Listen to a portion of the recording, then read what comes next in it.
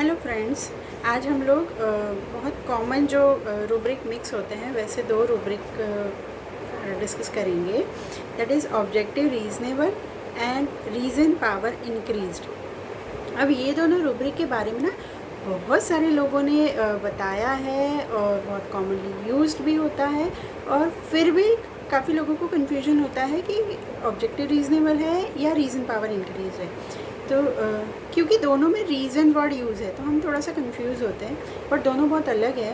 तो मैं अपना व्यू बताने की कोशिश करती हूँ। आई होप आपको वो हेल्पफुल होगा। अब जैसे ऑब्जेक्टिव रीजनेबल, इसमें क्या है, दो वर्ड है, ऑब्जेक्टिव एंड रीजनेबल। ऑब्जेक्टिव मतलब उसका एम, उसका उद्देश्य, उसका मकसद, मतलब पेशेंट अगर कुछ भी कर रहा है वो उसकी जो सोच है दैट इज़ रीजनेबल, लॉजिकल, तर्क संगत या वाजबी। मतलब जो भी पेशेंट कर रहा है उसका जो उद्देश्य है, जो उसकी सोच है वो वाजबी है, मतलब सही है। मतलब इसमें हमें कहीं भी कोई रीज़न बढ़ाने की या रीज़न देने की या समझाने की ज़्यादा एफर्ट नहीं करता है पेशेंट, ना कि हमें उसको कुछ कहने की या कुछ जैसे जब भी पेशेंट कुछ बोलता है और हमें लगता है कि हाँ यार बात तो सही कर रहा है, तो वहाँ हम ऑब्जेक्टिव रीजनेबल लेते हैं। अब ये रूब्रिक लेने के लिए ना ऐसे कहीं भी कितनी बार क्या होता है, पेशेंट कुछ भी बोलता है, हमें लगता है हाँ ठीक है, तो ये रूब्रिक हम नहीं लेना चाहिए। बट जब हमें लगे कि ड्यूरिंग केस टेकिंग जो पेशेंट कुछ भी बात कर रहा है वो हाँ यार ये तो इसका सही है, हाँ यार ये भी सही है, बात तो ठीक कर रहा है, तो जब हमें थ्रू आउट केस टेकिंग ये चीज़ लगे कि हाँ यार ये जो भी कर रहा है उसका रीज़न सही दे रहा है, इसका जो थिंकिंग है उसके पीछे का वो बिल्कुल सही है, तब हम ये रूब्रिक ले सकते हैं ऑब्जेक्टिव रीजनेबल। ठीक है। फॉर एग्ज़ाम्पल मैं आपको कुछ एग्ज़ाम्पल बताती हूँ। फॉर एग्ज़ाम्पल जैसे पेशेंट हमारे पास आते हैं, जैसे हम होम्योपैथी प्रैक्टिस करते हैं तो एलोपैथ के पास जनरली कितनी बार पेशेंट जाके आते हैं कि गए, दवाई ली, नहीं ठीक हुआ, दवाई ली, नहीं ठीक हुआ, फिर वो लोग आते हैं, फिर हम पूछते हैं कि अब क्यों होम्योपैथी, तो वो लोग बोलते हैं कि अभी तक तो करके देख लिया एलोपैथी, सब कुछ ले लिया, दवाइयाँ ले ली, डॉक्टर बदल दिए, इधर उधर सब कुछ दिखा दिया, टेस्ट भी करवा लिया, सब कुछ करने के बावजूद हमें आराम नहीं आ रहा है। तो अब हमें लगता है कि नहीं, हमें इसका परमानेंट सॉल्यूशन, क्योंकि एलोपैथी में कोई परमानेंट सॉल्यूशन तो है नहीं, तो हम चाहते हैं कि अब इसका परमानेंट सॉल्यूशन हो, इसलिए अब हम होम्योपैथी लेना चाहते हैं। तो दैट इज़ ऑब्जेक्टिव रीजनेबल, जो उनकी सोच है वो सही है कि हमें अगर परमानेंट सॉल्यूशन चाहिए किसी भी चीज़ का तो हमें टेम्पररी उसका सॉल्यूशन ना ढूंढ के ऐसा सॉल्यूशन ढूंढना है ताकि वो अच्छे से पूरा ठीक हो। फिर कोई पेशेंट हमारे पास आते हैं, जैसे न्यू पेशेंट होता है तो मैं अक्सर पूछती हूँ कि आपको यहाँ के बारे में किसने बताया, तो उससे हमें पता चलता है कि पेशेंट हमारे पास कैसे अप्रोच करते हैं, क्योंकि अलग अलग अप्रोच होती है। तो पेशेंट बोलेगा कि एक्चुअली क्या है, मैं वो डॉक्टर के पास जाती थी तो वैसे तो ठीक था लेकिन उनका बहुत दूर है और आपका पास में भी है, और आपके पास हम लोग मतलब किसी पेशेंट ने भी बताया तो हमें लगता है कि नहीं चलो आपसे दवाई लें, तो that is okay, objective reasonable है ना, कि अगर आपको पास में ही कोई चीज़ सही मिल रही है तो आप दूर क्यों जाओगे, ऑब्जेक्टिव रीजनेबल। ठीक है। फिर एक एग्जांपल ऐसा हो सकता है, जैसे स्टोन के पेशेंट है या कोई सर्जिकल केस है, ठीक है, तो कितनी बार पेशेंट स्टोन से परेशान होकर जनरली वो लोग निकलवा देते हैं, एक बार निकलवा दिया, फिर जब वापस आता है तब उनको लगता है कि यार कब तक, ये स्टोन निकालने के बाद वापस आ गया, तो एक बार निकलवाया, दूसरी बार निकलवाया, कितनी बार निकलवाएंगे, इससे बेटर कि हम ऐसा कोई इलाज करें ताकि वो बार बार ना हो। तो इसलिए अब हमने होम्योपैथी का सोचा। दैट इज़ ऑब्जेक्टिव रीजनेबल, कि हाँ पेशेंट की सोच सही है, जो वो कर रहा है वो रीजनेबल, उसका जो थॉट है वो रीजनेबल है, सही सोच है। ठीक है। तो ये जो पेशेंट्स है इसमें 17 मेडिसिन हैं। ठीक है। ऑब्जेक्टिव रीजनेबल में जो भी पेशेंट है वो लोग सोच समझ के डिसीज़न लेने वाले, उनका लॉजिक मतलब सही होता है। इसमें बेलाडोना भी है। ठीक है। अब बेलाडोना का मैं आपको एक एग्जांपल देती हूँ। एक बार मेरे पास एक पेशेंट आया, 15 साल का लड़का होगा और उसकी दादी के साथ आया था, और उसको नी मतलब एंकल में बहुत ज़्यादा सूजन थी, तो उसकी दादी दवाई लेती थी तो उनके साथ वो आया। तो मैंने बोला ये क्या हो गया, तो उसने बोला कि मुझे साइकिलिंग कर रहा था, मुझे चोट लग गई, तो ये सूजन वगैरह हो गई। तो फिर मैंने कि आपने क्या किया? तो बोले कुछ नहीं, मैंने एक्सरे वगैरह करवा लिया, तो एक्सरे तो नॉर्मल आ रहा है, तो एलोपैथी वाले डॉक्टर को दिखाया था, तो उन्होंने बोला कि सूजन तो धीरे धीरे जाएगी। तो मैंने बोला हाँ ठीक है, फिर आप अभी क्यों दवाई लेना चाहते हो? तो चली जाएगी सूजन, तो आप आराम करो, चली जाएगी, 1 हफ़्ता आराम कर लो। तो वो बोलता है कि मैम एक्चुअली क्या है ना कि फ्रैक्चर तो है नहीं, ठीक है, अब डॉक्टर ने तो मसल वाला बोल दिया, अब मैं 1 हफ़्ता आराम करूँ, इससे बेटर मैंने सोचा दादी आपसे दवाई लेती है, मैं भी दवाई ले लूँ, 3-4 दिन में ठीक हो जाएगा, तो वापस मैं खेलने तो जा सकता हूँ ना, इसलिए मैं आपके पास आया। तो मुझे पता चला कि हाँ ठीक है, ये बंदा एकदम लाइट रहना चाहता है, इसको अरेस्ट नहीं होना कि यार हफ्ते का आराम मतलब हफ्ते तक हम कुछ नहीं कर सकते, ये नहीं चलेगा। कैरी डिज़ायर फास्ट, मुझे फटाफट लाइट डिज़ायर, हल्का रहना है, दवाई लो, ख़त्म करो, मैं हफ्ता तक बेड में नहीं रह सकता। मैंने उसको बेलाडोना दिया था, ठीक है। फिर फॉर एग्ज़ाम्पल दूसरा सेपिया एक पेशेंट थी, तो उसको ना गैस एसिडिटी बहुत होती थी। तो मैंने बोला कि आप भूखे रहते हो क्या? तो उसने बोला नहीं भूखी तो नहीं रहती, बट मॉर्निंग में मुझे बहुत लेट हो जाता है। मैंने कहा मॉर्निंग में लेट क्यों हो जाता है? आप कुछ भी ले लो, दूध ले लो, फ्रूट ले लो, कुछ भी ले लो, एटलीस्ट थोड़ा सा ले लो। तो उसने बोला मैम ले तो लो, लेकिन है ना स्कूल बच्चों का टिफ़िन होता है, हस्बैंड भी जाना होता है, फिर सास ससुर भी जैसे मंदिर जाते हैं तो उनको तैयारी वगैरह करके देनी होती है, फिर नहाना धोना, फिर पूजा वूजा करके, तो मुझे एटलीस्ट 10 तो बज ही जाते हैं। तो मैंने बोला ठीक है, बट आप थोड़ा 10 मिनट अपने लिए भी निकाल के कुछ कर सकते हो ना आप। तो उसने बोला कि नहीं मैम, मैं तो बाद में भी आराम से बैठ के आराम से मैं रिलैक्स हो सकती हूँ, लेकिन पहले उनका टाइम संभालना ज़रूरी ना, स्कूल का टाइम, ऑफिस का टाइम, ये तो चेंज नहीं हो सकता, ठीक है। और सास ससुर की जिम्मेदारी तो मेरी है, तो वो तो मुझे ही करना है ना, तो पहले मैं उनका करके फिर मैं अपना करती हूँ। तो मैंने कहा ठीक है, ये बात भी सही है कि पहले स्कूल का और ऑफिस का संभालना ये भी ज़रूरी है। तो बोलती इसलिए मैं फिर आराम से प्रॉपर बैठ के 10 बजे नाश्ता करती हूँ। मैंने उसको बोला ठीक है, कोई बात नहीं, आप सोच रहे हो सही है, लेकिन एटलीस्ट 1 ग्लास दूध ले लो, और बाकी सारी चीज़ें मैच करके सेपिया दिया था, उसकी एसिडिटी बहुत अच्छे से रिकवर हुई थी। फिर एक और एग्ज़ाम्पल दे सकते हैं, जैसे लेकेसिस बंदा जो होता है वो भी ऑब्जेक्टिव रीजनेबल है, ठीक है, फ्रिवुलस भी है और अलर्ट भी है, मतलब उसको पता है कि कहाँ कुछ चीज़ें को इग्नोर किया जा सकता है, लेकिन जब उसको लगता है कि नहीं अब ये चीज़ कुछ गड़बड़ हो रही है तो वो तुरंत अलर्ट हो जाता है ना।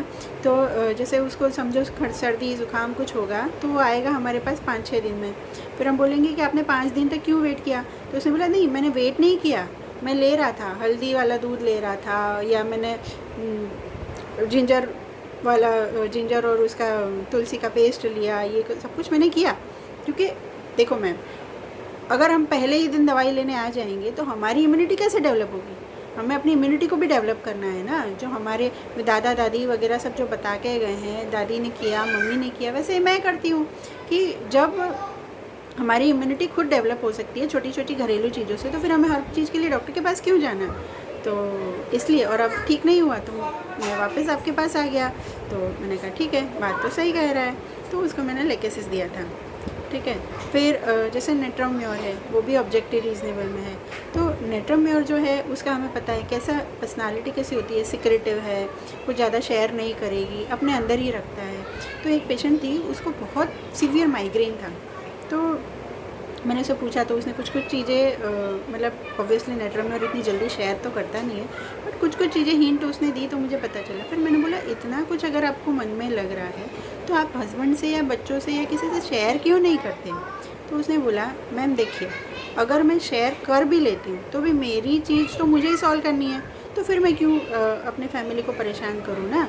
मतलब हम बात करेंगे तो उस चीज़ से वो चीज़ हम भी, वो मैटर को हम भी याद करते हैं, सामने वाला भी परेशान होता है, हम भी परेशान होते हैं। इससे बेटर हम खुद ही अपने आप में वो चीज़ रखें और सॉल्व करने की कोशिश करें ना। क्यों अपनी चीज़ें, नेगेटिव चीज़ें या अपना टेंशन किसी को, फैमिली में भी किसी को बांटना, या बाहर वालों को तो मतलब ही नहीं है, उनको बता के तो लोग बातें ही बनाएंगे, ठीक है, अपनी बात क्यों किसी को शेयर करनी।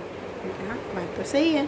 तो वो पेशेंट नेट्रोम्योर मैंने दिया था। तो इस तरह से ऑब्जेक्टिव रीजनेबल जो होता है, ये लोग जो बात करते हैं उसमें हमें लगता है कि बिल्कुल सही सोच रहे हैं और सही कर रहे हैं, और उनकी थ्रू आउट केस टेकिंग हमें ये चीज़ लगती है कि यार सही सोच रहा है, जो भी कर रहा है, जो उसका ऑब्जेक्ट है वो बिल्कुल रीज़नेबल है, ठीक है। और दूसरा जो रूब्रिक है that is reason power increased. यहाँ पे रीज़न पावर जो है वो इंक्रीज़ है, बढ़ा के। रीज़न पावर मतलब रीजनिंग, जैसे हम बोलते हैं ना, एक अपनी बात को सही मनवाने के लिए उसके पास बहुत सारे रीज़न हो जाते हैं।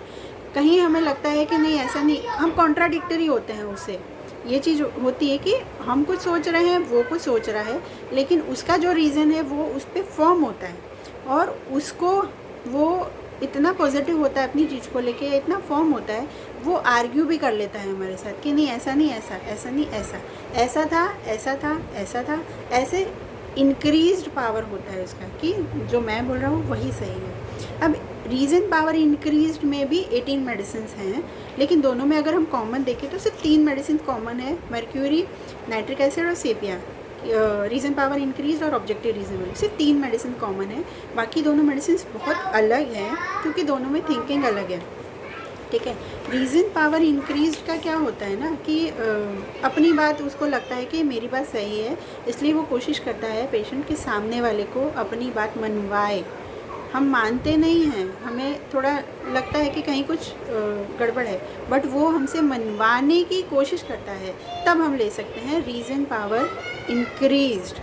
उसको अपना पावर बढ़ाना पड़ता है रीजनिंग के लिए, तब हम उसकी बात मानते हैं। या कभी कभी ऐसा होता है कि छोड़ यार, ठीक है तू जो बोल रहा है वो सही, ऐसी चीज़ें जब होती हैं तब हम ले सकते हैं रीज़न पावर इंक्रीज ऑफ।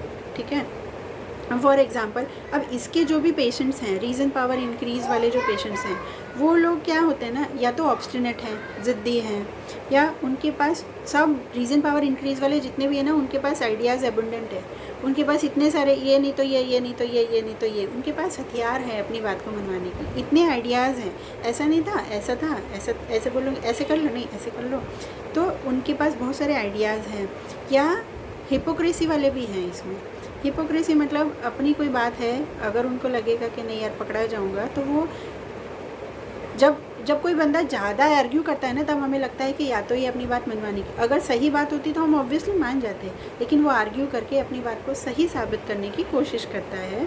या एस्केप अटेम्प्ट्स टू वाले भी हो सकते हैं, या मतलब जैसे कुछ नहीं करना है बंदे को, कि करना ही नहीं है मुझे, तो वो अलग अलग बहाने बनाता है, तो वो भी रीज़न पावर इंक्रीज में हो सकते हैं। ठीक है, फॉर एग्ज़ाम्पल इसमें ब्रायोनिया है। ठीक है, तो ब्रायोनिया का ऐसा है ना, उसका कोर है उसका बिज़नेस, उसको करना है अपना बिज़नेस का है सेवी, पैसा पैसा पैसा पैसा पैसा, ब्रायोनिया के दिमाग में यही चलता है, तो वो हर चीज़ में अपना बिज़नेस ढूंढता है, मटेरियलिस्टिक है, उसको चीज़ें